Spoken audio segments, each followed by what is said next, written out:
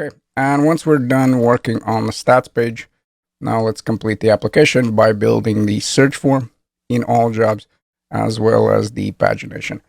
Now, when it comes to search form, it's going to be a form with few inputs.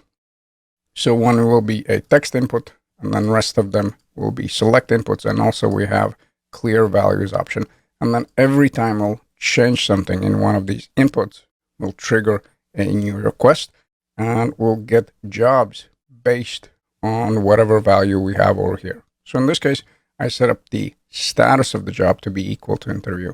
So now what we're getting back is all the jobs where the status is equal to an interview. And if we navigate back to all jobs slice, remember when we were setting up, we also set up initial filters state. So in here, I have default values for those form inputs. And I also have a options array for the sort. So when it comes to status and type, these ones should look familiar. The only difference is that I added here this search in front of it. But if we take a look at the job slice, we already used job type as well as the status. So these are the same, and we'll actually reuse those arrays from the job slice. And if you're a little bit iffy on that, don't worry. All of that logic is coming up. And also I have here this sort option where I have an array of items. So latest, oldest, A to Z, Z to A. This is how we can sort the jobs. This is what we'll be sending to the server, and this will be a default value. So if you take a look at these first four, these will be the default values here in the search form. So empty string as far as the search, and then rest of them will be equal to all, and then the latest. And notice over here how in the initial state I go with ... and initial filter state. So I spread out all of these values. And the reason why I'm doing that is because later there will be a clear filters or clear values reducer, which essentially will set it back equal to the default values, whatever I have over here. And effectively, we'll just save a little bit of typing. Now, when it comes to the actual component, here's what we want to do. So in the search container, at the moment, we have some dummy values. We want to import both. We want to import form row and form row select, because like I said, there's going to be one text input and the rest of them will be select. Then we want to grab the wrapper, and we're looking for search container. And also we want to get use selector and use dispatch. We want to start by getting is loading, which at the moment is not going to make sense. So you'll see the use case a little bit later, and then the rest of the values from the state. Again, remember, we are spreading this out in the all jobs slice. So we can access all of these values in that initial state. So let's say in here, in the search container, I can look for search, search status, search type, sort, and sort options.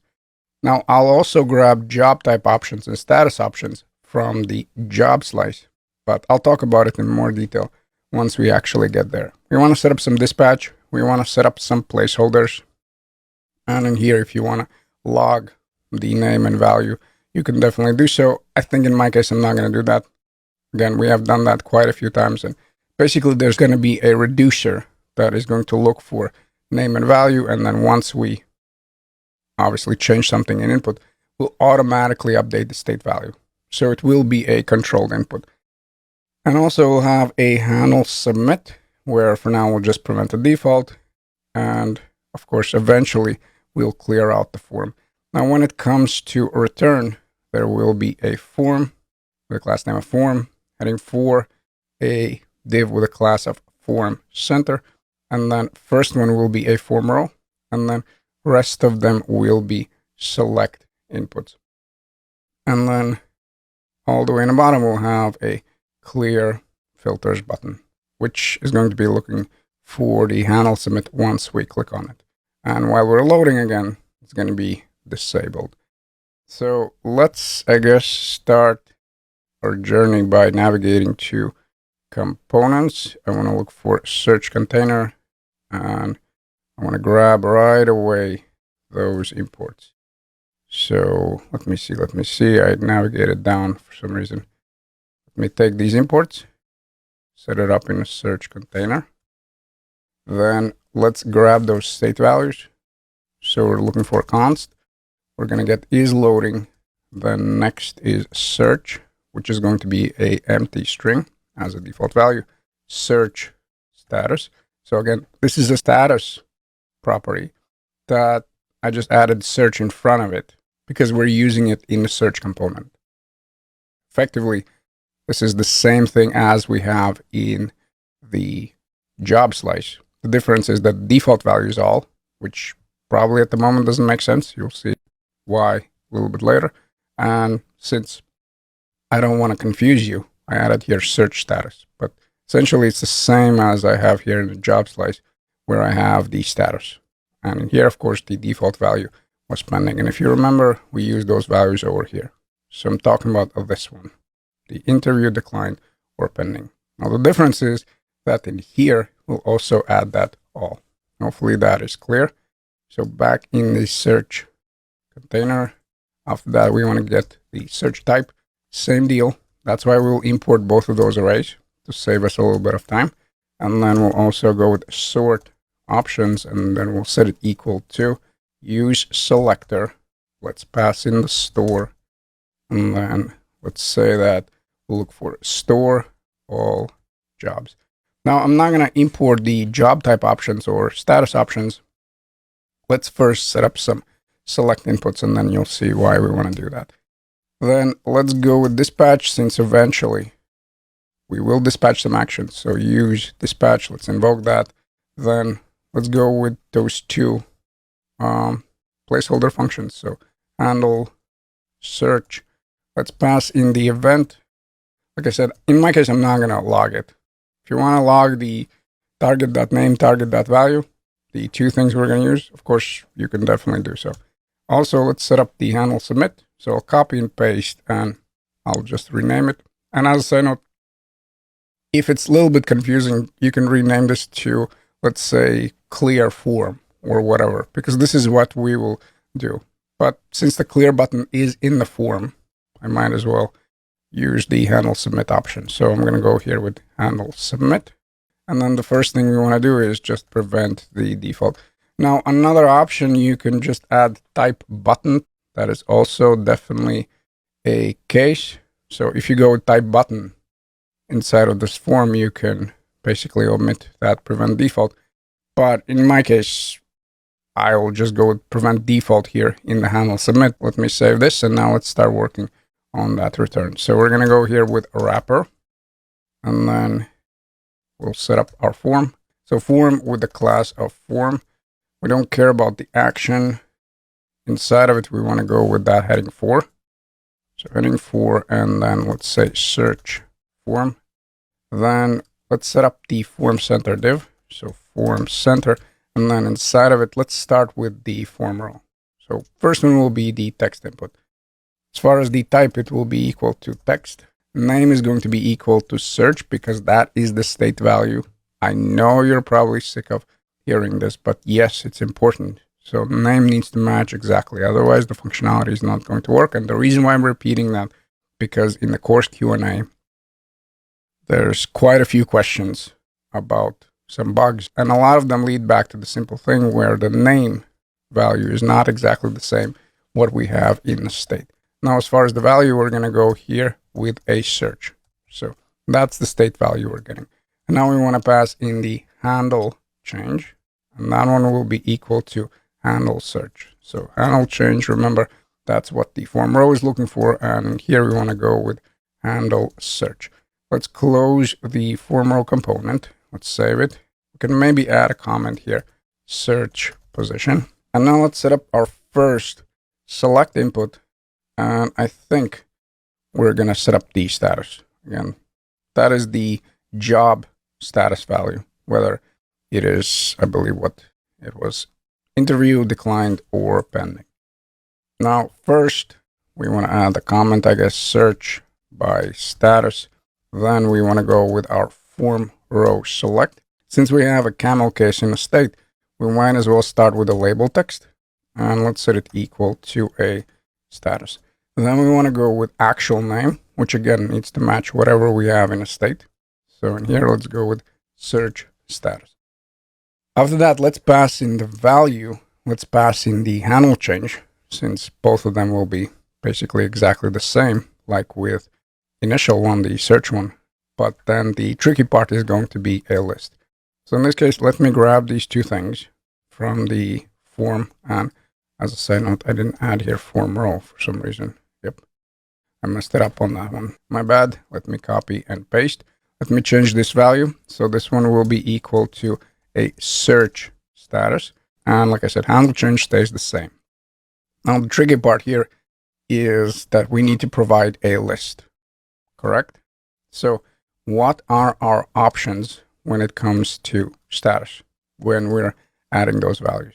Well, we have interview, declined, and pending. So technically, we could copy this one into a all job slice. Let's say I could say search status equals to all, which again, maybe doesn't make sense at the moment, but once we start setting up the request, you'll see why we want to do that. And then we want to set up search status options as an array. And it's definitely an option, or we can simply import the status options as well as job type options, since we have the same situation with this property, and then use them to construct our list. So let's try this one out, where basically I want to navigate back to the search container, and then right after the use selector, so the first one, I mean, we can probably copy and paste. Copy and paste. We're not going to be looking for these values. First of all, we want to get from the job. So the slice name is going to be job. And then what we want to get from the state is the job type options as well as the status options. So job type options. So essentially, we're just saving a little bit of time on copying and pasting. Another approach would be to go to job slice, then take this array, navigate back, you'll add all, and you'll have the list, just like we have with sort. Now, I decided that we can save a little bit of time and avoid some unnecessary bugs by just importing both of them. So job type options, and I also want to get the status options. Let me save this, and now let's navigate down here. And remember, with form row select, we want to pass in the list, correct? So we're going to go here with list, and first let's just try with a status options, and you'll see that there's a tiny bug there. So let me navigate back. I'll look at the all jobs. So it looks like everything works. I have the search that is displayed correctly, but when it comes to status, notice how I'm getting these values. I'm getting interview, declined, as well as pending. So I don't have this all, and we definitely need to have all, because I want to keep this option where when I'm setting up the filter, I'm getting all the jobs regardless of the status. Otherwise, it's going to be very hard to set up the filter if by default, let's say you have interview. So you need to have this all, because that way you have more flexibility. Let's say if I have all of these values equal to all, then if I just type something, I'm not going to be limited by the status of the job or type of the job. Now, how we can fix that? Well, we have the value of all in the state. So why don't we do this? Why don't we just pass here the array manually? I'll say that the first value will be all, and then ... and now the status options. And now check it out. We have right now a all as a default, as it should, because that is our default value in the state, and then rest of the options. So now we have interview, declined, and pending. And of course, now we can do the same thing with a search type. So let me copy and paste. We just want to change these values around. When it comes to a label text, we're going to go with type. So job type, then the name is not going to be search status. We're going to look for search type. The value will be equal to a search type as well. And then the handle change, yep, that stays the same. However, we want to spread out different array. We want to go with job type options. And now let's copy this one more time. And I guess let's change the comment here. So let me copy and paste. And of course, this one is not search by status. It's going to be search by type. And then the last one will be equal to a sort. So in here, we're not going to be getting any filter data.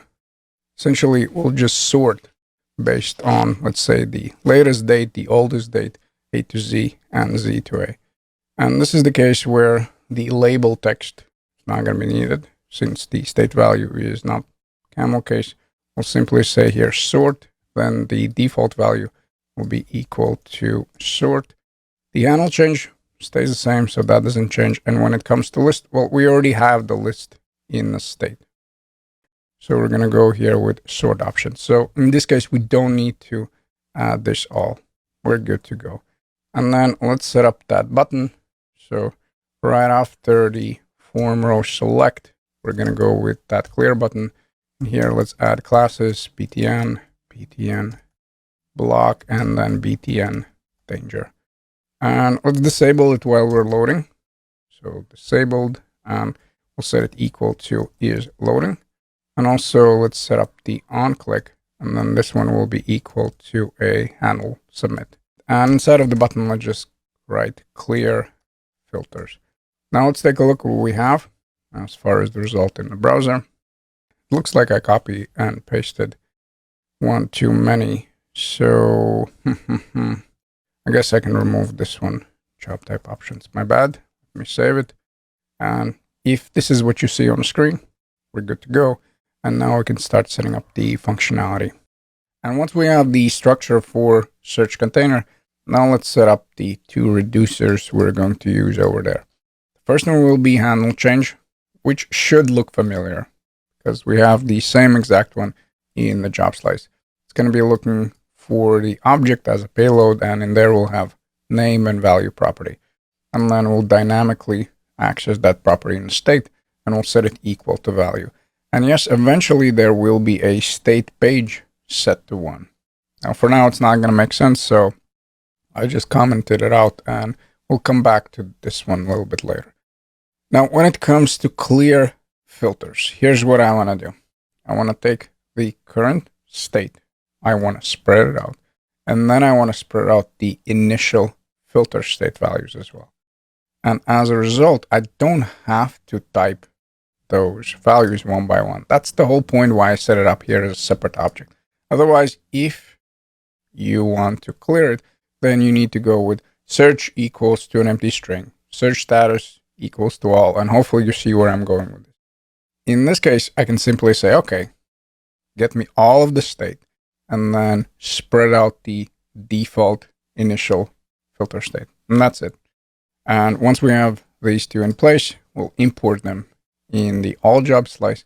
And when it comes to handle search, we want to dispatch handle change. And eventually we'll also check for loading. But similarly to state.page, the one that I just showed you, it's not going to make sense right now. So I'm not going to add that, but we'll definitely dispatch handle change. We'll pass in name equals to event.target.name, values equal to event.targetValue. And also we want to do the same thing with handle submit. Basically, where we clear the form values, we want to go with dispatch and then clear filters. So let's try this. First, in the all jobs slice, I want to find where is my actual slice. For time being, we only have show loading, hide loading. Okay, let's change that. Let's say handle, and then change. That's the name of the reducer. We are looking for the state. We also want a payload. It will be an object, and in there we'll have name and value. Then as far as the functionality, we want to go with state, name, and also value. And let me add a comment just so I don't forget. So state page equals to 1 later. Then let's set up the second one where we will clear the filters. Let's say clear filters equals to a function. We're going to be looking for a state. And as far as what we want to do, we want to return And as a side note, I'm missing here the comma. So we want to return a new object. In there, we'll spread out the existing state values. And we also want to spread out that default state, the initial filter state. So let's go here. Let's set it up. And now back in the search container, we want to grab both of them. And let's try to use, I guess, the auto import. So first, I want to go to handle search. I'll add a comment is loading check later. Again, just so I don't forget. And then dispatch. And let's pass here the handle change. It's going to get imported from, yeah, and this is the problem. I don't want from the job slice though. So let me double check. Yep, the name is exactly the same. So now we just need to change this one around a little bit. Where first of all, I didn't want to do that, but we want to change the import. So we want to go to all jobs and then all jobs slice. And might as well then import clear filters as well. So back in the handle search, let's pass in the object. That's going to be our payload. Name is going to be equal to event.target.name. And then the value will be equal to event.target and value. Let's save this and let's also dispatch the clear filters. So dispatch, then clear filters. Let's invoke it. And now let me navigate to the browser and it complains handle change was not found in all job slice. And yes, of course, because I forgot to export that. My bad. So let me navigate in the all jobs where I have the exports and I forgot to do that. So let me go here with handle change and then clear filters. Let me add this one to a README just so you have the correct one. Let me navigate down here. Let me scroll up. I'll find right now where is my change page. No, that's not what I wanted. Blah, blah, blah. Yeah, for some reason it went to the top of the README pagination setup. That's not what I want. So over here. So right after reducers, we also want to export that. So in your README, of course, everything is going to be correct. And now let's navigate to the browser. So we have the form, and I think I can open up right away a Redux tools just so I can show you everything, how we're nicely changing the values. So I have all jobs slice here. Is loading is false. Okay, that's good. Jobs. Okay, that's also awesome. What I'm interested, of course, is the search status, as well as rest of them. So let's start here with the search. Notice as we will start typing, of course, our state value is going to change. And then eventually, every time there's going to be a change in our state, we'll set up a new request and we'll use this state value. Same is going to work with the status, the type, as well as the sort options. Notice how we can nicely change them. And if we want to go back to the default, that's it. We just press on clear filters and we're good to go. And with this in place, we're not going to start fetching jobs based on our inputs yet. So we're still fetching effectively all of the jobs. I want to set up the pagination. And once we're done with both of them, that's when we will tackle setting up the proper request, where we'll actually implement our state values as well as the page value. Okay, and let's start setting up the pagination. And the first thing that I want to mention is the fact that by default, server returns 10 jobs per page. And basically, we're getting the first page also by default. And you can clearly see that if you take a look at the test user, notice we have 75 jobs total. That's how many jobs I created for this user. However, if we take a look at our application, of course, we can only see 10 because we haven't set up the pagination. However, if we take a look at the complete one with test user, you'll see that we have 8 pages here. And every time we'll change this value, of course, we'll fetch another page. Now, how it works? Well, not only we're getting the jobs in our response, but we also have num of pages. So that is the total of pages that this request returns. And I can show you this, let's say this way. If we navigate to a complete one, If I type B, notice now I have only 5. So now we're getting 1. Let me go with C, and in this case I have 47. So now we'll have 5 pages. So this value will change. Again, we'll set up some kind of request. In this case, I'm looking for all the jobs where there is a letter C. It returns 47 jobs total, and that results in 5 pages. So these two values, the num of pages and total jobs, will change based on our request. The more filters we're going to add, of course, the lesser these values will be. But we'll use this num of pages, so how many pages we're getting back total, to set up the pagination. And we'll use this total jobs to display how many jobs this particular search, so in this case, again, this letter C, yielded. Hopefully that is clear. Let me showcase where we can get those values. So I'm going to navigate back to all jobs slice, where we have the create async thunk for get all jobs. And above the return, I'll simply go with response and then data. Let's save this. Let's navigate. And of course, it says here res should be response. And let's see what I have in the console. So I can clearly see that I have an object. That's what I'm getting back. Notice jobs and then num of pages. So that's how many pages for this request I have. And I know that, again, you're probably sick of me repeating this, but it's very important. So every time we'll change something here, we'll be getting num of pages, and we'll be getting how many total jobs we got per this request. Since in our case, we haven't added anything, any kind of filter, basically, in our request. That's why we see here this 8 pages and 75 jobs. So now let's use these values. First, remember that in our state, we also have this. So num of pages by default is 1, and we're looking for the first page. So eventually we'll change this as we click on the buttons, but by default it's going to be 1. And then we also have the total jobs. So we have these 3 values in the state. And now when get all jobs is fulfilled, so if we're successful, here's what I want to do. I want to update those state values. So for time being, we're only setting where it is. We're only setting is loading to false and state jobs equal to a payload job. But I also want to go with state num of pages is equal to a payload num of pages. And let's also set up state, then total jobs is equal to, and the payload of total jobs.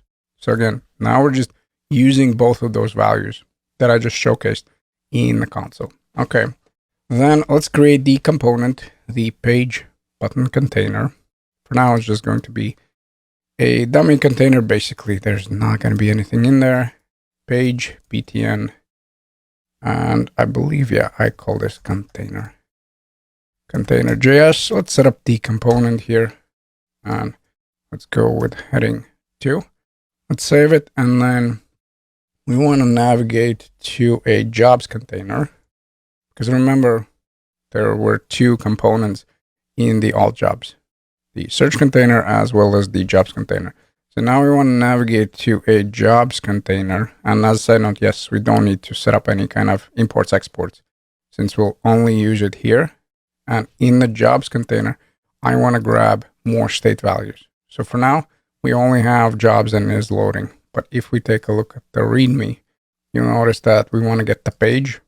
Again, default 1, total jobs, which of course will change based on the response we're getting, as well as num of pages. And then we want to set up a little bit different return, where I want to showcase, well, how many jobs we have total. And I want to display the page button container only if the num of pages is bigger than 1. So let's say if I search for something, and let's see which one, I already forgot which one returned only 1. Let me go with AB. Yep. So notice I'm only getting 1 job. That means that I only have 1 page. And in that case, I really don't see the point of displaying this page button container. That's why we have that logic in there. And of course, we do need to import the page button container. So we're done with this. let's see. So page button container, yep, that is still in place. Now back in the jobs container, let's import rest of the state values. So page total jobs, then num of pages. And then let's grab the page button container. So at the very end, let's just display page button container if the num of pages is bigger than 1. If it's bigger than 1, yep, then I want to display the buttons. If not, then, well, there's really no point since it's only one page. So let me use the AND operator. I'm going to go with page button container. I'll set up auto import. And now where we have the heading 5, let's set up a logic as well. So inside of it, we're going to go with total jobs. And we'll say here job. Let's save that. And let's take a look what we have here as a result. So now I have 75. That's the value. And I'm also displaying page button container. So the logic works. And I just want to add this S conditionally. So if, let's say, I only have one job, I want to display one job. Now, if it's, let's say, 75, I want to say jobs. And therefore, in here, we'll add another expression where I'll say jobs length. So what is the length of array? And if it's bigger than 1, then we're going to go with ampersand and we'll add this S over here. And let's add found. So now let me add this together. So job and then the logic. And now you'll notice that, of course, if we have only one job, then it's going to be one job found. However, if we have more than one job, then it's going to be 2 jobs or 3 jobs. And hopefully you see where I'm going with this. So notice with one job, we just play this one. But if we remove, we have 63 jobs found.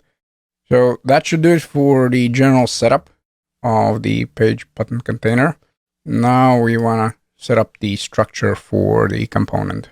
All right, and now let's set up the structure in the page button container. We want to get some icons since we'll use them.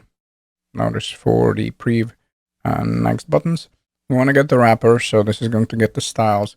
We're going to get use selector and use dispatch. Since we want some values from the state as well as dispatch some actions, and from the state, we want num of pages as well as the page value. So num of pages, again, is going to display how many pages we have for this particular request. And we'll use the page value to display the current page. So it's going to have a little bit of different styling. Now, in this video, we will implement array.from. And if you need a refresher, please utilize this video. Since again, this is a JavaScript feature, so I'm not going to spend too much time on it. Basically, we can use array.from to construct a new array. And one of the ways how we can do that is by passing in the object with a length property, which in our case is going to be num of pages. So each time this value will change, of course, the size of our array is also going to change. So let's say if this is 5, then we'll have 5 items in that array. Now, if we have 8, then of course it's going to be 8 items in that array. And hopefully you see where I'm going with this. And the second parameter in array.from, what we can pass in is the callback function. So what do we want to call for every item we were adding in? Because keep in mind that once we originally just set this one up, it's going to be undefined. So it's going to be num of pages, so how many items, and all of them will be undefined. And in that callback function, we can set up whatever we want inside of that item. So in our case, we don't really care about the first parameter because, well, we have there undefined. Doesn't really make a difference for us. But we do want to use the index because as we'll be iterating, we want to store index plus 1. So arrays start with index 0. We really don't want to display, let's say, page 0. I want to start right away with 1. That's why we'll go with index plus 1. And as a result, again, based on how many pages we have, we'll have array of, let's say, 1, 2, 3, 4, and then up to 8 in this case. Then if you have num of pages equal to 3, then of course you'll have array of 1, 2, 3. And hopefully I make myself clear. And then next page, prev page, basically placeholders for now. And when it comes to return, we want to go with wrapper. First is going to be the prev button. We'll set up here the icon, and then in between the prev and next. So next is going to be exactly the same, only the class is a little bit different, as well as the on click. In between them, we'll set up a button container where we iterate over the pages array.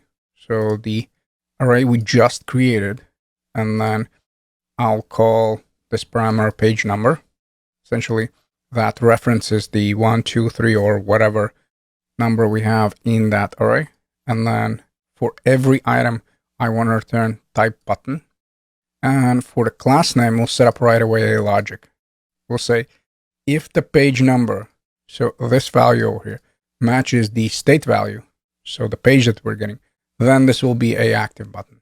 So if in the state the page number is 2, which again will change here eventually, there's going to be a logic that changes that. And once we click, then this one will have different CSS.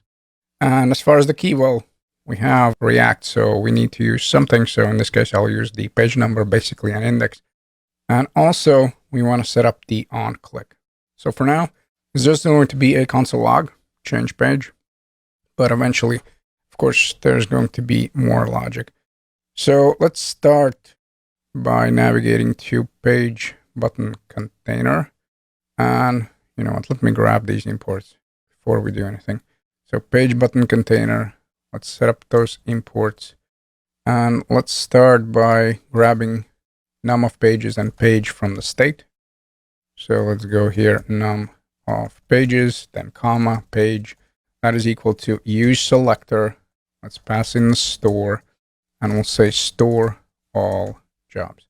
Then let's go with dispatch, const dispatch, and we'll set it equal to use dispatch. Let's invoke that. And then let's construct that pages array. And I think I'm going to log this so you see what is happening. So const page is equal to array.from. And then, like I said, we want to pass in the object with the length property. So that's one of the ways how we can use array.from to construct the array. Now, you can go here with 2, you can go with 3, you can basically hardcode this value, or you can set it equal to whatever you have in a state. So in our case, that is 8. Now, let me just showcase what we're going to get as a return, just so you don't think that there's any funny business going on. So let me navigate back, and like I said, we will get back the array, but all of the items here are undefined. And that's why we don't really care about this first parameter in that callback function, because that accesses the value that we currently have. And since in our case we have undefined, well, it's really irrelevant for me. But what I do care about is index. And whatever we will return from this function will be that new value. So let's set that one up, where right after the object, I'm going to go with comma. I'll say I don't care about the first item, and then I'll go with index. And as far as the return, again, you can return an index, but the problem will be that you'll start with 0. And that kind of doesn't make sense, does it? When it comes to buttons, so we might as well go here with index plus 1. And now we have from 1 to 8. So these are going to be our buttons. Then let's set up those placeholders. So we're going to go with const next page is equal to, and then let's set up that object, copy and paste, prev page. And you know what, let's do this. Let's go next page and then prev page, just so we can see that our functionality works. So let's go with prev page here. After that, let's set up the wrapper. So this is where all the styles are. And then I think I'm going to go with button, then type. Type is equal to button. And we want to go with class of prev button, prev-btn. And when it comes to on click, we're going to go with prev page. And as far as the icon, I want to go with the left one here. And I also want to add the text of prev. So let's go with left one, and then let's set up the prev. Now I want to copy and paste, and we just want to change the classes. So it will be a next button, and of course the function we'll invoke will be next as well. Now the last thing is the icon, and I believe in this case I use the right one. Let's save this. Once we navigate back, we should see both of these icons. Now, of course, I didn't change the text. Now I also need to move the text above it here. My bad. Yep, now everything looks as expected. And in between them, like I said, now we want to go with pages. So we want to iterate over our array that we just constructed. And when it comes to items, I'm going to name them page number in the callback function. And I'll say that for every item, I want to return a button. Type will be equal to a button. And then let's, I guess, set up the key on click, and then we'll worry about the class name. So for now, let's go with key, which is going to be equal again to a page number. Then inside of the button, we also want to display the page number, which is going to be from 1 to 8 in our case. And also let's set up the on click. For now, we'll just have some silly log there. We want to invoke the arrow function, and we want to go here with log, and we want to pass in change page. Now, let's see what we have as a result. So notice I do have the buttons, but basically we have no styles. And the first thing that we can do is just add the general class, and that is page btn. Once we save that, it's going to look better, but we're not displaying that active button. So let's go back and let's set up the logic over here, where I'm gonna set up the expression, and I'll say if the page number, so that references this item here in the array, and if it is equal to a state value of page, then I want to set up two things. I want to go with page btn and active, and if it's false, then we'll just use that page btn, the class that we add to all of the buttons. And now if we navigate to the browser, since our value in the state is 1, that's why this one is active. Again, we're not changing anything yet, but I do want to showcase that by navigating to all job state, and then for time being, let's say that the page will be, I don't know, 5. Let's save it. And now, of course, the page number 5 is going to be active. Now, the problem is that I think there's a tiny bug. If I take a look at the page button container, actually, this one should be sitting in a div. So we want to go here with btn container, and then let's place everything inside. So our expression. My apologies. Let me set this one up. Let's save it. And now the styles are better. Again, nothing is happening right now. We're not changing the state value, but eventually we will. This is, in fact, something that we're going to do in the next video. And once we're done with the structure, now let's set up the functionality. Okay, and now let's set up the change page functionality. First, we want to set up a reducer in the all job slice. It's going to be looking for a payload, which will be a number, and we'll simply set state page value equal to whatever is being passed in. Now, in the page button container, and as a side note, I didn't set up the export here. Also something that I'll do during the video. And then page button container. In there, we want to grab the reducer, change page. And eventually we'll set up some logic in the next page and previous page. But for now, let's just worry about this first line, where in the next page, we want to set up a new page variable. We want to take the existing value in a state and add +1, since we want to navigate to the next page. And then let's pass in that new page. So if our default value is 1, then of course, once we click on next page, it's going to become 2. Once it's 2, then we set it to 3, and on and on and on. Now with the prev page, it's the same thing. However, we're subtracting the value.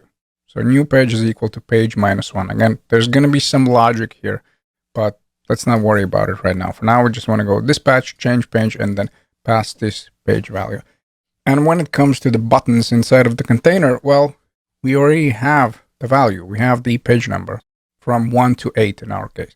And we simply want to go dispatch, change page, and then pass in that value. So let's start in the all job slice, where I want to set up that reducer. So this is create a sync thunk. Let's come up with the name. In this case, change page. It's going to be looking for the state, but we'll also pass in the value. It's going to be in the payload. And then as far as the logic, we'll go with state page equals to the payload. So whatever we pass in, whatever number. Then let's also export that. So let me add this one to a README. So you have the proper one back in the README. Let me find where it is over here. So we want to export that.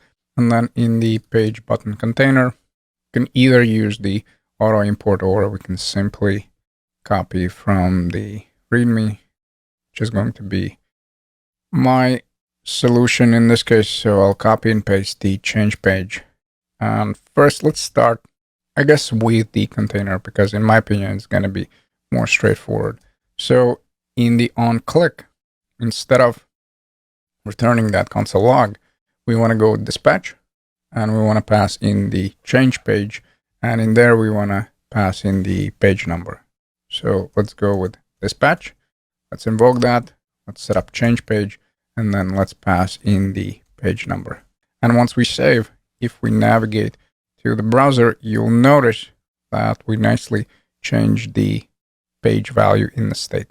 Again, we can take a look at the Redux, and in all jobs, you'll see that page right now is 4. Again, we're not changing anything yet because we haven't connected our request to this change, but all of that is coming up. If you can see that we're changing the page state value, we are moving in the right direction. And now we want to set up the prev and next. So let's scroll up. First, let's start with next page. This one will be new page. So let's go with let here and new page. And I'm purposely setting this up as let. There will be some functionality, and I'm going to go with page +1.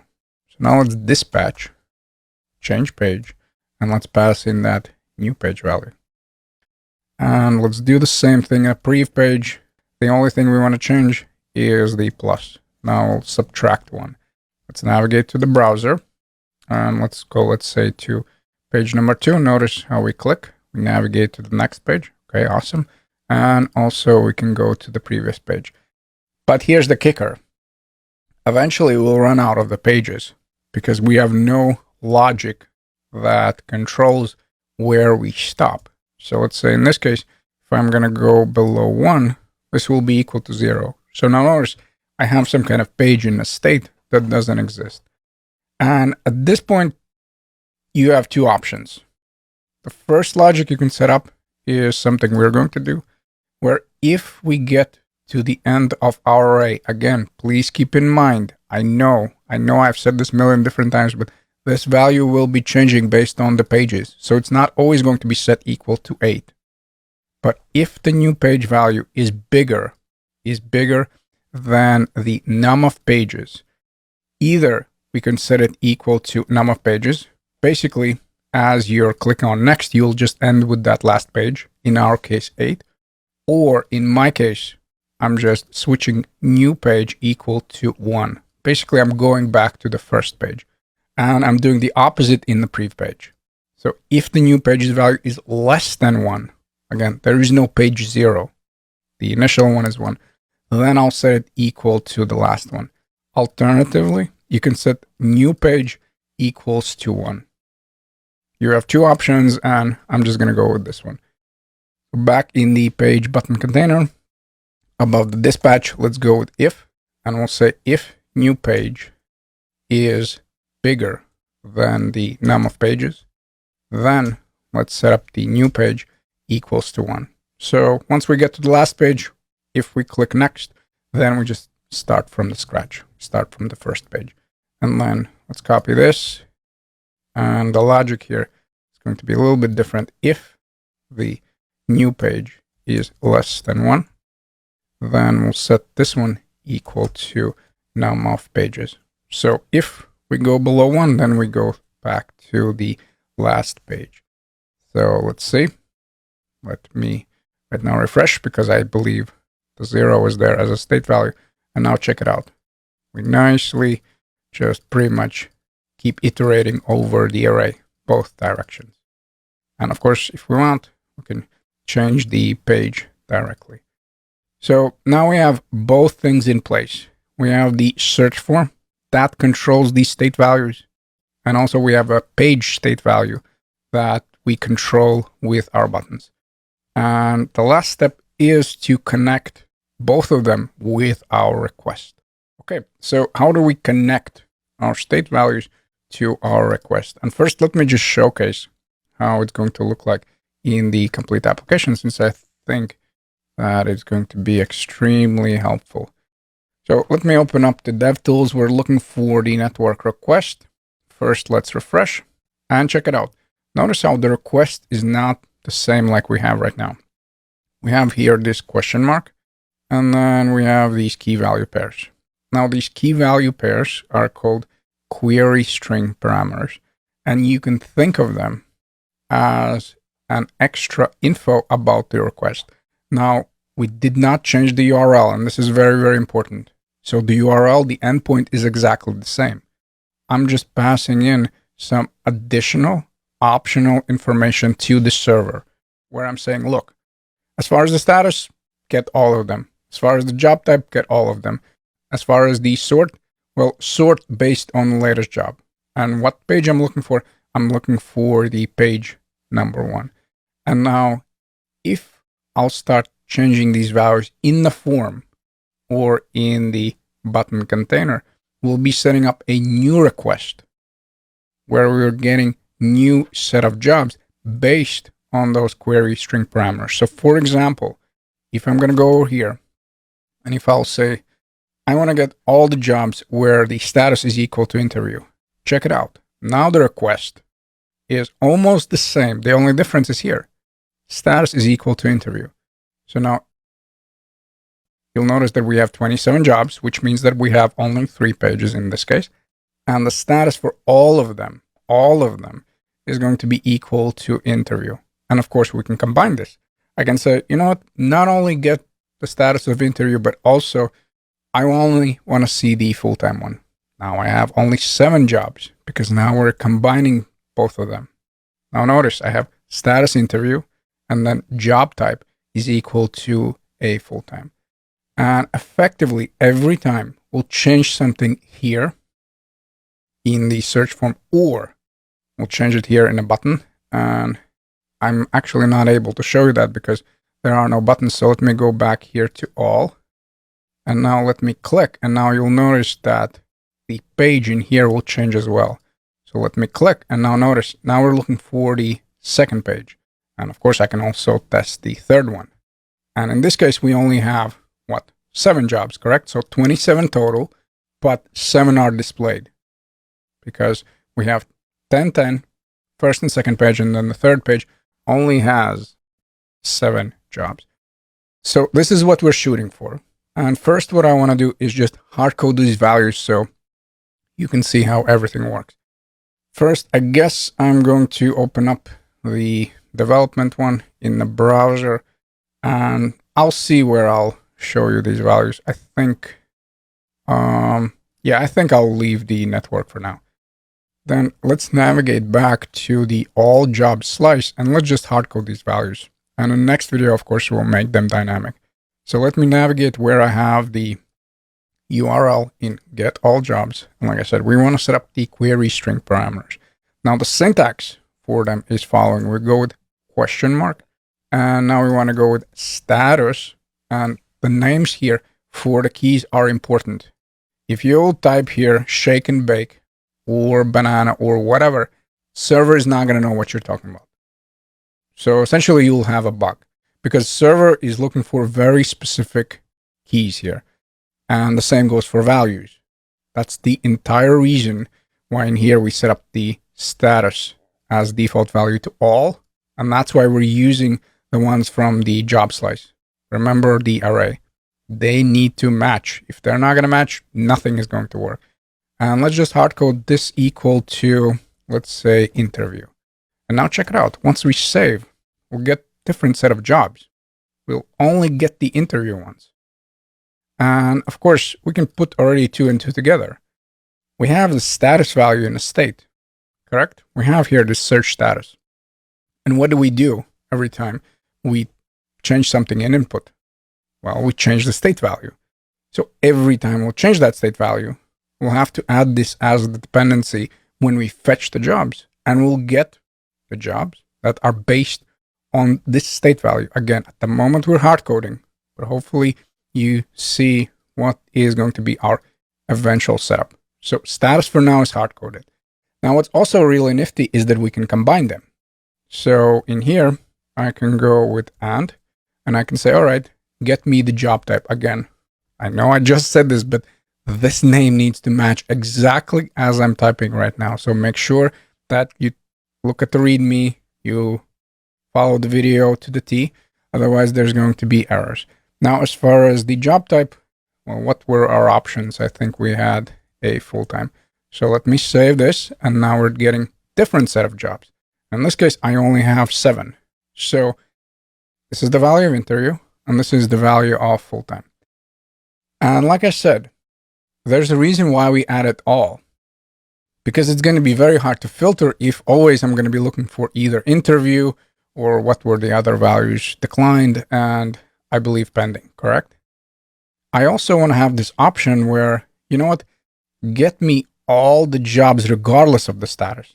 So maybe I only want to filter based on job type. And that's why we add these alls over here. So now if we change this one to all, and again, make sure that the syntax is exact. So we have all here and then the ampersand. And once we save, notice now the statuses are going to be different. We're going to get some pending ones, we'll get some decline, but this one, the full-time, is going to be a job type value for all the jobs that we're getting back in this request. And again, we can go back and check out the default value. What is this? All. So what do you think is going to happen if we'll change this one to all? And if you answered, well, we'll get all the jobs. Yep, you're exactly correct. If we navigate back, check it out. Now we have 75 jobs. We have those 8 pages, and then we have all kinds of values. So hopefully this is spinning the gears in your head. Where essentially we'll use here the state values. At the moment, we're just hard coding. And then every time we'll change those state values, that's when we'll set up a new request. And then based on those values, server is going to respond with how many pages we have, with total jobs, and also the page that we're looking for. So by default, it's going to be 1, but of course, this is the value that we're about to add. And then we can add also sort. So as you can see, I'm just adding basically whatever we have here in the state. And in this case, I'm going to go with sort is equal to, and what were our values. So in here, I have latest, oldest, and all that. Let me just go with the default one. So let me go here with latest, and now you'll notice that the first job that I'm getting is the one that was created last. So December 26th, and then of course in here, I have September 24th. Now we can change that around, and I'm not going to show you the oldest, but I'm just going to go with, let's say, Z to A. And this is going to sort jobs based on a text that is, I believe I set it up here in the title. So that's why the W is displayed first one. And then in here, I have the S. Now, if I'll change this around to A to Z, then of course, again, we'll get the first page only. And we'll have A in the name. And then in here, we still have A because we have tons of jobs, but hopefully you see where we're going. And then the default one, what is the value? Well, we'll just go here with the latest. And we can also add the page. So if the response contains number of pages, we nicely display them and we say, okay, so by default, we'll be getting 1. That makes sense. But then if we want to see, let's say, second page, check it out. Now, of course, it is in our request. And for the sake of simplicity, why don't we go with page number 2? So let's go here with page number 2. Again, not every request is going to have the second page. That's why we will set this one dynamic. But again, just so we can keep things simple, why don't we do that? And then in this request, notice now I'm getting the second page. So status all, job type all, sort latest, and the second page. And if we'll change this one to 8, since I know that in this particular request, we do have 8 jobs. In this case, we'll have less jobs. We'll have only 5 jobs because that is our last page. Now, when it comes to search, so the text input we have over here, it's a little bit different. Why? Because if we'll add a search and basically pass in the empty value, then we'll have tiny issue. So let me showcase that and then we'll set up the logic. So first let's add here and let's say search, and let me set it equal to a default value, which is an empty string. And once we save, notice we have this gibberish here in the request, and also the result is no jobs to display. So since initially we have here empty string, we might as well set up the condition where we say, look, if there's only something useful in a search, meaning if there's some kind of text instead of empty string, only then I want to add this search to the URL. So if there's something in a search, then we want to add it. If not, well, then we just leave it the way it is. And we're going to do that in the next video, because that's where we'll actually set up the state values, and we'll also add them as dependencies. For now, hopefully this is clear that we have something called query string parameters, which are set on server. And the only reason why I know that these are the exact values is because I set up the server. And in here, we're just passing in the values. Now, all is going to return jobs regardless of the status or job type or whatever. But then if there's going to be some value, the request will contain only the jobs that have certain status, job type, as well as certain page. Hopefully this is clear. And in the next video, we'll make this one dynamic. And once we're clear on query string parameters, next let's work in the get all jobs and make our URL dynamic. Where first I want to pull from the state using the thunk API, the values. I want to get the page, I want to get the search, search status, search type, and sort. And in the URL, I'll set the keys equal to dynamic state values. So we're not going to be hard coding anymore. And like I said, we will set up this tiny if statement where I'll say if the search in a state has some value, then append it to the URL. If not, then don't do anything. And once we have this one in place, we're not done. Because even though we'll be changing the state values, we're not going to trigger the new request. Because at the moment, we only have empty dependency array in the jobs container. And that's why we'll have to pull these values in. So we're talking about the page, the search, search status. I believe we already have the page. Effectively, I'm talking about these ones. And then add them to the dependency array. And then every time we'll change something in a state, we'll trigger that new request. And that's how the logic is going to work. And in my case, I'm going to start in the all jobs. And here I want to use the thunk API. So before we go any further, I want to pull the values from the state. Page, search, search status, then search type. And also I want to grab the sort. Now all of that is coming from thunk API dot get state. Let's invoke it. So this gets the entire store for us. And more specifically, we want to look for all jobs. Then let's make this right away dynamic, where instead of all, now I'm going to use the status value. Which one is it? Well, it is the search status, correct? Let's use this one.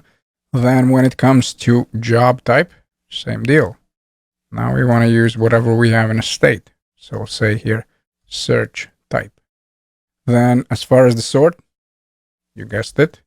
Again, we want to use the state value. So we'll say here sort, and the same goes here with the page. And then we'll set it equal to a state value.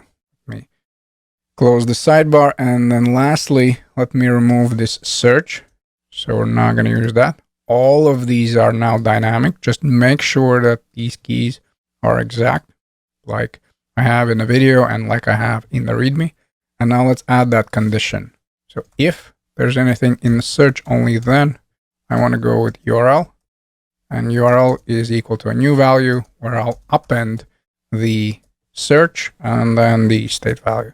So we'll go here with and it's up to you. If you want to add the ampersand over here, you can definitely do so. In my case, I'll do it here in the string.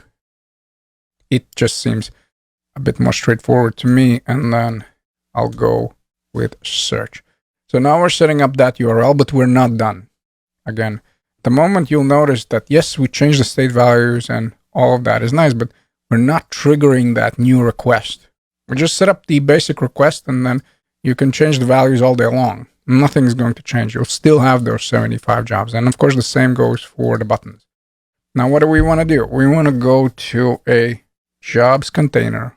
Why? Because this is where we invoke this. We invoke get all jobs in the jobs container. And like I said, we already have the page, so we might as well add that over here. And then let's add rest of the values. So we have search, we have search status, search type, and sort. So let's go with search first, then search status. Hopefully I'm not misspelling them. Search type, since I'm the expert of doing that, especially while I'm recording. And then let me take the suckers, copy them, and then paste them in here as well. And now finally our logic is going to work. So let me refresh first. And notice now I have 75 jobs. And then every time we'll change something, we'll perform a new request. And now notice I'm getting only the jobs where the status is declined, but the type will be equal to all. So I'm not filtering based on type. Now, if I want to go, let's say, with A to Z, now I'm going to set up a new request, and I'll start here with A. And of course, in here, I have already a D. Now, in this request, I have how many jobs? I have 24. This is what we displayed. And now, of course, we can change the pages. I can go with, all right, you know what? Display me the second page again. 10 jobs per page. And if I go with the third one, now I'm only going to have 4 jobs.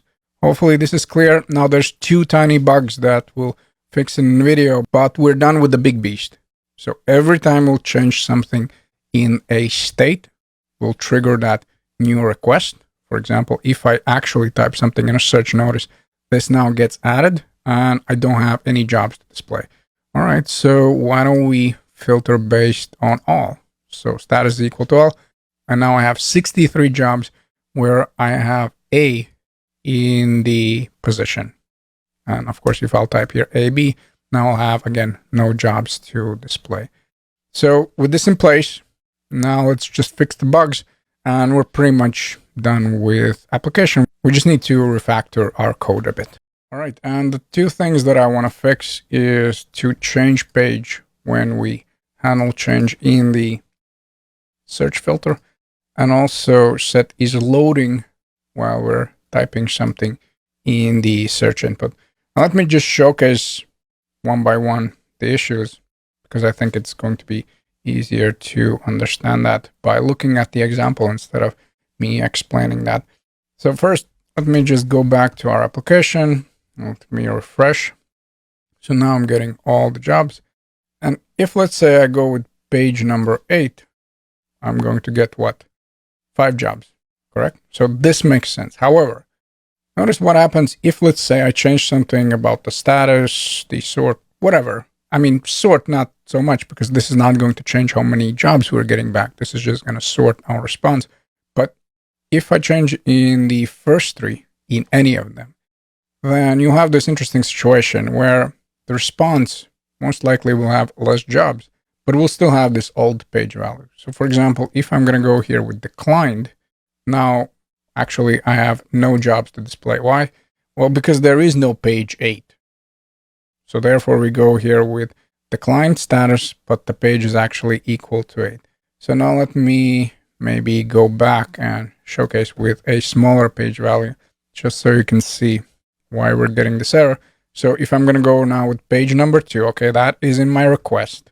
So that makes sense. But if again I go with declined, now I have 24 jobs and I right away have this page number 2. Why is that happening? Well, because the state value for the page is the same.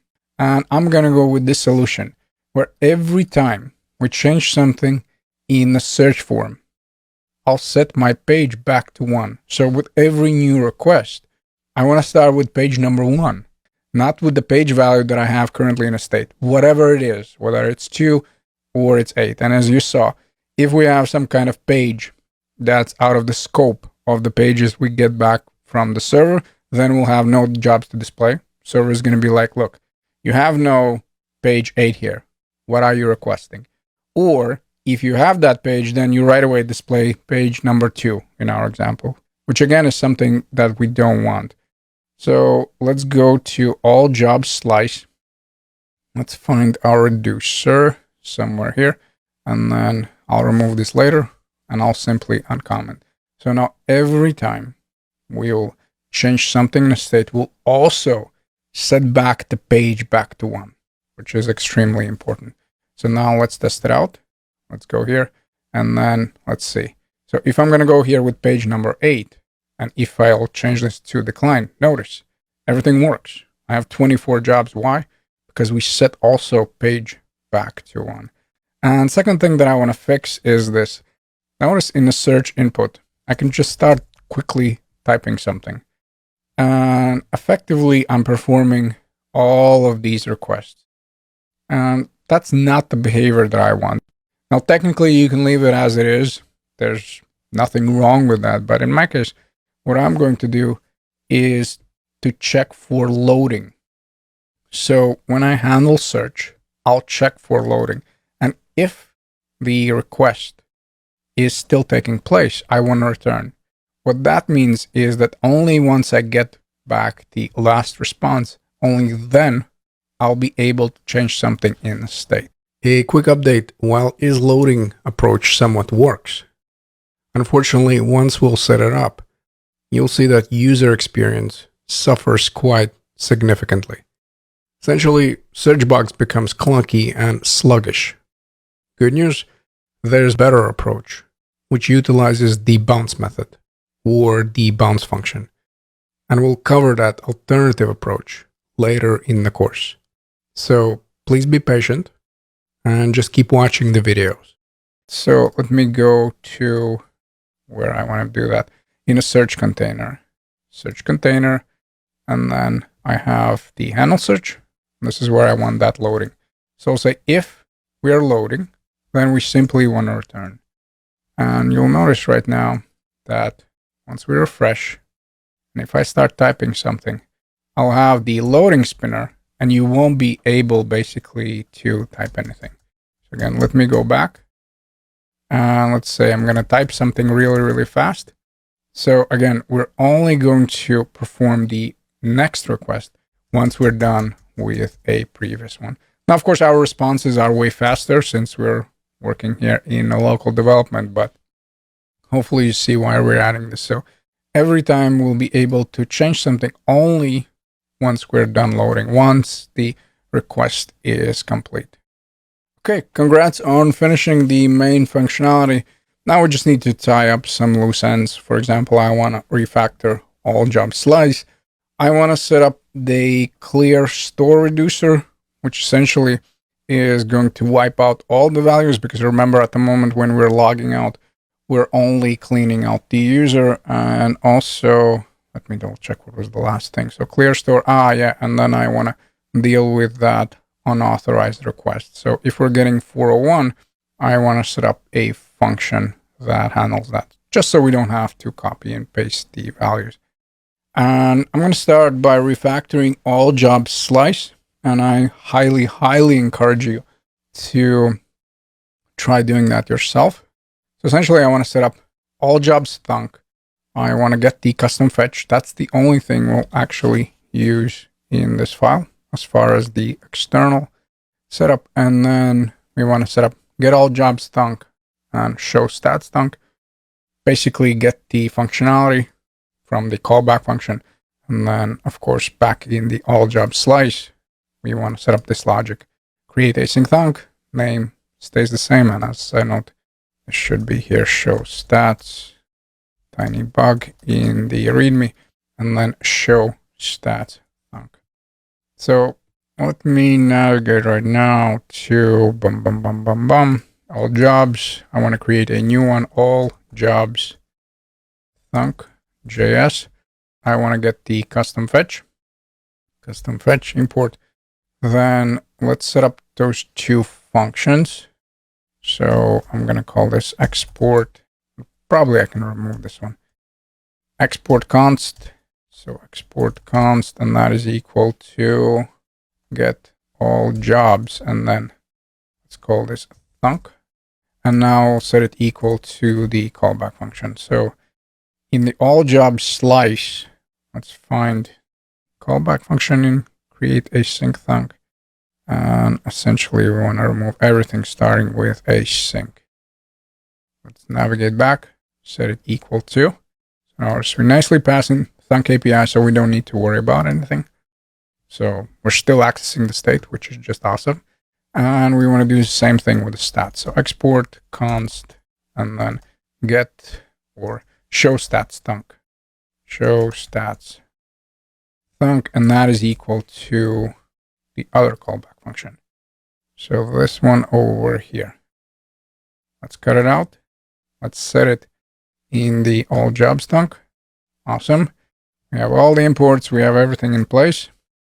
Now we just want to navigate back to all job slice and we use the auto imports here. So let's go with get all jobs and we want to get the slice one. So get all job or thunk one. Sorry, get slice thunk.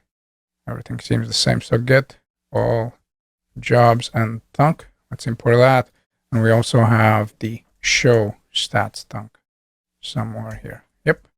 We have everything in place. If we navigate to the browser, if we don't have any bugs, that means that everything is working and we can also test out the stats. Yep.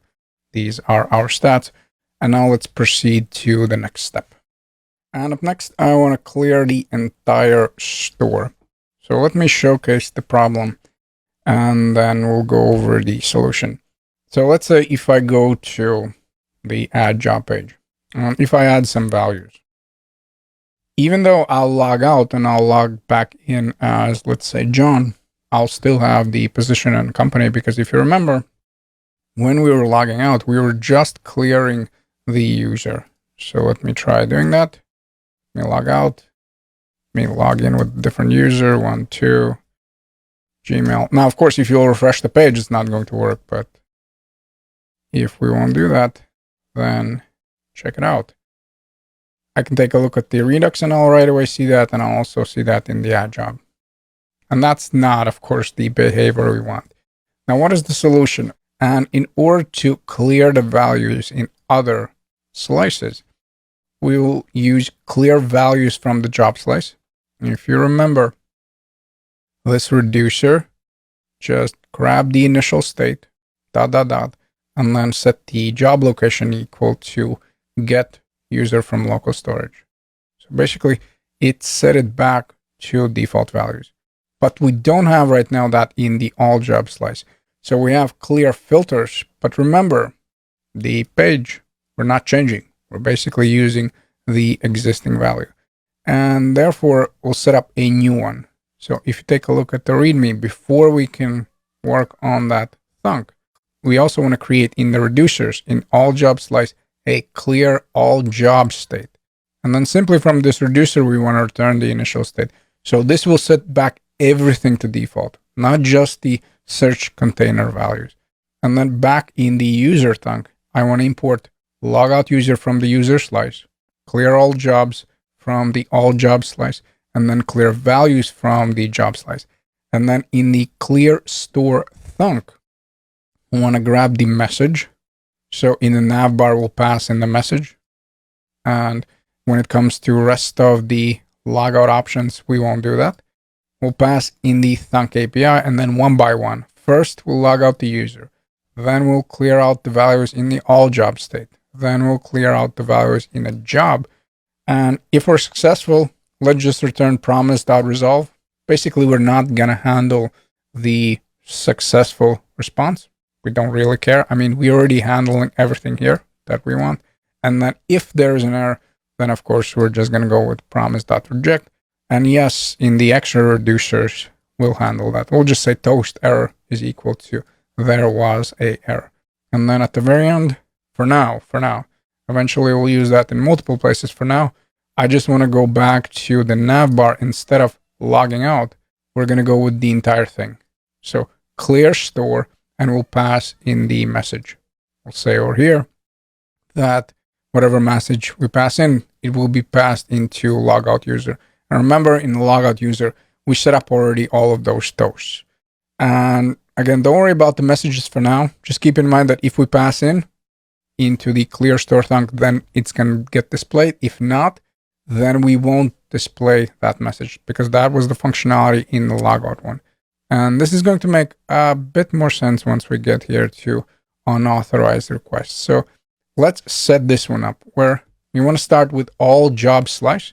And I want to set up a new reducer where I clear out all of the values, where I set them back to the default. So let me go back to all job slice. And instead of clear filters, which again, just clears the search filters, we want to go with clear all jobs and state. And we want to use the functionality we get with the reducer, where whatever we return is going to be our state, and we'll just set it back to initial state. So this sucker over here, and yes, we already spread out all the search values as a default. And you know what? In here, I can remove the custom fetch. We won't use it since we already refactored the functionality. Then let's go to all jobs thunk. And now we want to set up, let's go to a user thunk. For some reason, that sucker is hiding from me. So user thunk, we have register, login, update. Now we want to set up a new one. We want to set up that clear store thunk. So let's say export const clear store thunk. It's going to be a sync, and we're going to look for message. If it's passed in, then it's going to get triggered in a logout user. If not, then there's going to be no message. And then inside of the function body, let's set up right away try and catch. So let's go with try and catch, and one by one, let's invoke the functionality. So first we want to log out the user and pass in the message. Then we want to clear all jobs state and clear values. Now the order here is honestly irrelevant. I mean, of course you can clear out the values first if you want, and then the jobs, and then the logout user. That's not going to change anything. So in the user thunk, clear store thunk, first I want to go with thunk API dispatch. And now let's go with logout user. So this one is coming, of course, from my user slice. Let's pass in the message.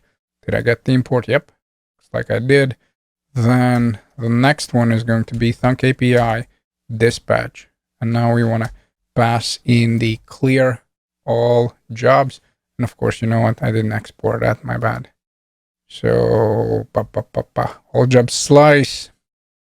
I also want to go with clear all jobs state. Back in the user, I want to go with clear all jobs state. Let's invoke this. And then the last one will be that clear values from the job. So let's go with thunk API, then dispatch, and then let's pass in the clear values, which is coming from the job slice. Let's invoke this. And in the catch, well, let's just say if there's an error, we want to return the promise.reject. So return promise.reject.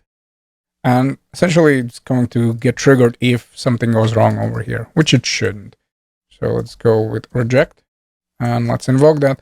And as far as success, we'll just go with return, then promise.resolve.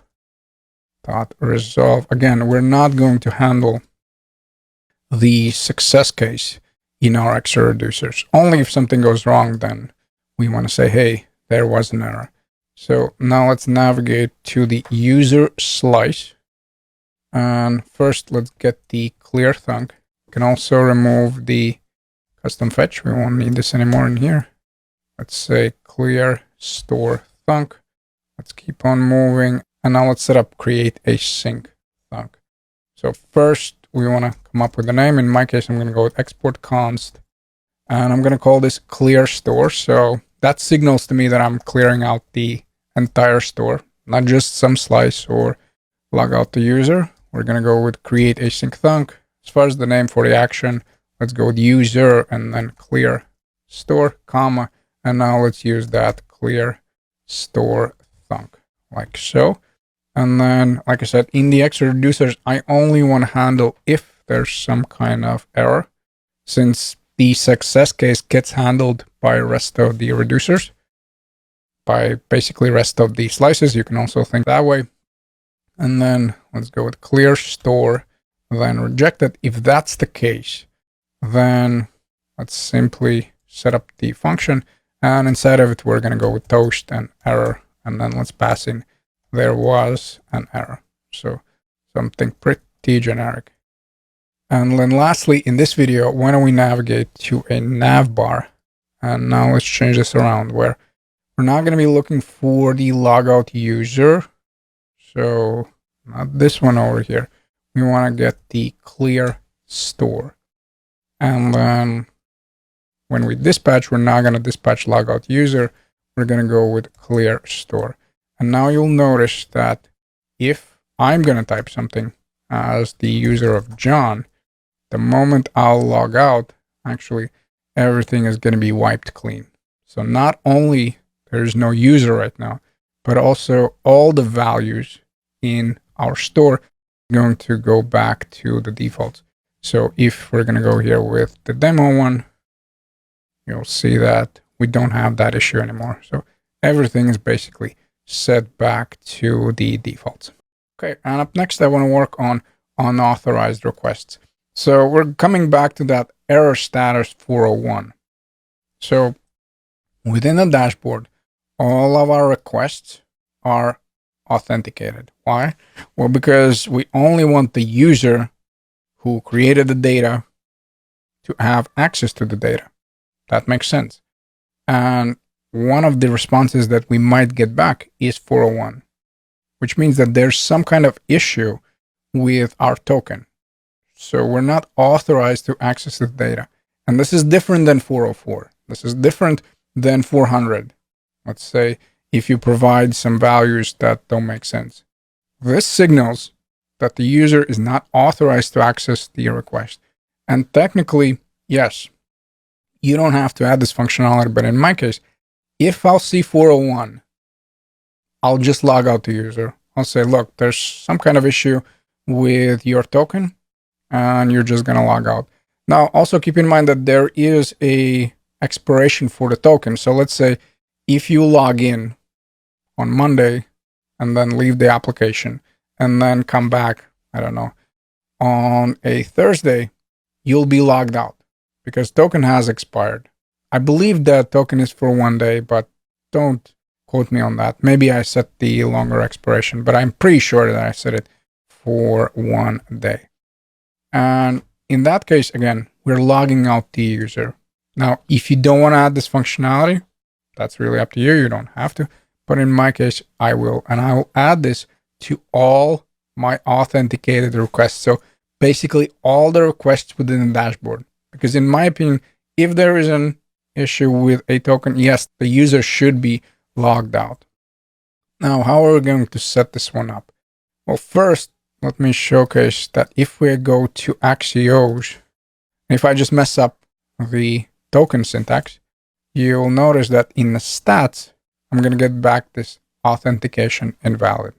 So again, this is a specific type of error that I can clearly see here in the network tab. This is 401, and it's not the same as, let's say, if you're trying to change the profile and the email already exists. That's a 400. You probably shouldn't log out the user if you get back 400. But if it's a 401, that tells us that there's something wrong with authorization. And you'll also notice that, of course, we're not getting any values. So I'm using the test user, but notice, since I'm getting back 401, nothing is displayed. So at that point, does it really make sense to keep the user in the application? In my opinion, not. Now in here we have, there was an error because if you remember in the all jobs, let me go quickly back to the thunk one. So features, all jobs, and all jobs thunk. Notice in the get all jobs, we're using this, there was an error. But for the stats, we do display error and then the message. So after my long rambling, how are we going to set this one up? Well, if we take a look at the README, first I want to get clear store from the user slice. We just set up the functionality, correct? And then since I don't want to copy and paste this code Remember, we were checking for the status, the 401, and then we performed the logic. I want to set this one up as a function that is looking for error and thunk API. And then in all of my dashboard requests, so again, I'm talking about adding the job, editing the job, deleting the job, in all of them, where we have the catch, I want to return this function, and I want to pass in the error that I'm getting here, as well as the thunk API.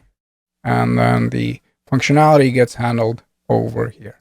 And I'm going to start with Axios. I'll keep the error in place because, of course, I want to showcase the functionality. And let's just go with the function. So I'll create export const, and I'm going to go with this extremely long name just because that's my preference, unauthorized response. I always find that the short names are kind of easier to use, but then they're very confusing at the end. So I rather go with this one. We want to go with error. We want to access the thunk API, since this is what is going to be passed in the catch one. And then let me take the code. There's really no point to retype this. Now let me just find which of my thunks were using it. I believe when we created the job, we still used it. So, yep, create job. So let me take this syntax over here. We can nicely cut it out. We don't need to keep it. Now it's going to be in a function. And the only thing we want to change here is the logout user. Now we're going to use that clear store. So not clear store thunk. We want to use the clear and store. Let me see whether I can access that. So clear store, and yes, it's coming from the user slice. We want to invoke this. And in the README, you'll find the example with show stats thunk, but of course you want to do it for every authorized request. So we want to import check for unauthorized response, and that is coming from the same Axios, so we won't have to change anything. Basically, we just add a comma and then the curly, since this is the named export, and then where we have the catch, we want to set up this logic. Now, in order to speed this up, yes, I'll copy the check for unauthorized response. And first, let me navigate, I guess, to, yep, let's start with all jobs thunk. So all jobs thunk here. We want to grab that function. So let's go with comma, and we'll provide the function name. Then let's keep on moving, and where we have thunk API rejected value, now pass in the function. We'll grab the error, and we'll also grab the thunk API. And basically, we want to do the same thing, like I keep repeating, for all of our authenticated requests. So that should do it for all jobs thunk. Now I just want to do that in the job thunk. I don't need the user anymore, so we can remove it here, but we do want to get that function. And I'm not going to say the full name because, of course, it's very long. We want to copy and paste. Notice how we're returning. That is very important because from the thunk, we want to return, and this is what we're doing in this function. And then let's just keep on moving. Now, I want to keep this loading for delete. So I do want to hide the loading if there is an error. So please don't remove that. Let's keep on moving. And then the last one will be edit thunk. So that should do it for the job thunk. Now we just want to go to a user thunk. Again, we don't need the logout user anymore. We're using the clear store. Then let's grab the function. And in here, we only want to do that for update user thunk. So let's pass this one in. And now let's try it out. So in here, it says user thunk logout user is not defined. Let's see, where did I use that? Ah, yeah, so I used it here in the update user. So let me remove. Let's see. Now we have logout user is not defined. And of course in here, you know what? My bad. So in here, we want to keep this logout user from user slice because we are using it in the clear store thunk. And you'll notice right away that once we log in, let's say with a test user in a demo app, we'll be right away logged out. Because of course, we still have the mess in the token. And essentially, this is what you're going to get if, let's say, the token has expired. Right away, we log out, and then only once we log in and get back the latest token, we are good to go. So before I forget, let me just navigate back to Axios and fix this, just so I don't have some silly errors. And now let me try it out one more time with the demo app. Yep, I have the test user, I have all the stats and charts and all that. I have the applications here. I think I can close the console for now. We won't need it anymore. And also let me quickly test it with John. So let me go here, john12@gmail.com, and let's provide the password value. Let's submit. And it looks like we're good to go. I have John, I have my one lonely application. If I want to add some more, let's say testing and testing, I could definitely do so. I have all my jobs, which at the moment is 2. And of course, it's also reflected in the stats. This should do it for the project. Hopefully everyone enjoyed it, and I hope to see you in the next one. Okay, and up next, let's refactor our extra reducers to builder callback notation. Now here's the deal. Since we already covered, in great detail by the way, the setup differences between object notation and builder callback notation in tutorial, remember that was the last video, I really think it's a huge waste of your time to watch me refactor them one by one. Basically add the case and then copy and paste the lifecycle action as well as the callback function. Now, if you are still iffy on something, please reference the last video and tutorial where I cover the differences in great detail. Essentially, all of our logic stays the same. We just need to change how we pass lifecycle actions and callback functions. So in order to save you some time, I already provided all the code in the README. And in this video, I'll just copy and paste. And I hope you do the same thing. Just make sure to select the correct file and corresponding code. So we have 3 features, all jobs, job, and user. So essentially we have 3 slices. And in the README, you'll find code for all of them. Again, the setup is exactly the same. We're not going to change any functionality in this video. We'll simply change the notation for the extra reducers. Notice, in this case, we're using this builder callback notation. And we still have the same lifecycle actions, and the logic in our callback functions is going to be exactly like it is right now. So let's start. I'm going to start with all jobs slice. I just want to grab the code from the README, the extra reducers object. We select it here. We navigate to all jobs slice. We grab the extra reducers, remove, and then copy and paste. And we need to rinse and repeat for the job slice as well as user slice. So let's keep on moving. We have job slice. So let's grab the object. Let's replace it. Let's replace the object notation. And then we want to do the same thing for the user slice. Yep, that's correct. So let's take this code. And essentially our app should work exactly the same. The only difference is that now we won't have that warning message in the terminal. And if you have the same result, we can move on to the next step.